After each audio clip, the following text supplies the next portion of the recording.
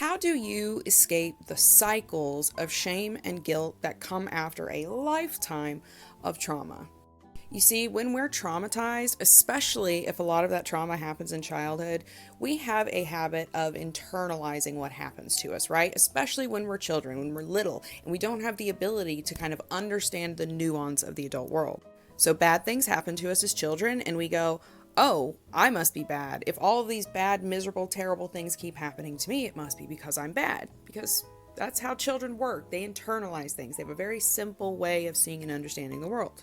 The problem is when we grow into adults, this can then manifest itself as a lot of guilt and a lot of shame.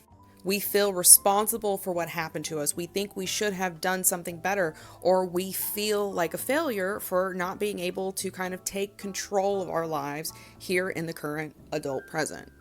So how do you stop that shame and that guilt so that you can move forward beyond it and stop living in the shadow of your trauma?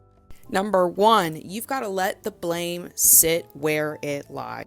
Let the people responsible for what happened to you in childhood be responsible for what happened to you in childhood. Your focus should be on the present and making sure you get what you need out of life here and now. Number two, you need to re-educate yourself immediately. You see, trauma involves our emotions, but it's not just an emotional experience. Your body goes through a lot of different physiological changes in response to that trauma. You need to understand how your trauma works from the inside out so that you understand how you've been affected from a physical level all the way up to a psychological level by that trauma.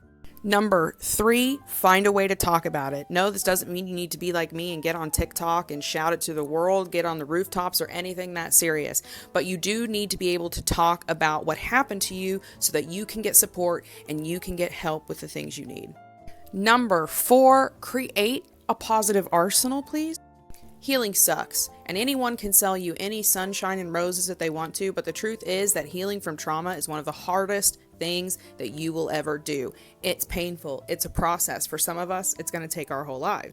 For that reason, we need to surround ourselves in life with as much positivity, as much beauty, as much support and love as we can so that we can find the strength within ourselves to keep going. And remember what it's all for. Number five, stop engaging your trauma. There comes a point when talking about your trauma, thinking about it, journaling about it, going to classes, going to therapy about the same incidences, there comes a point when it spins into rumination.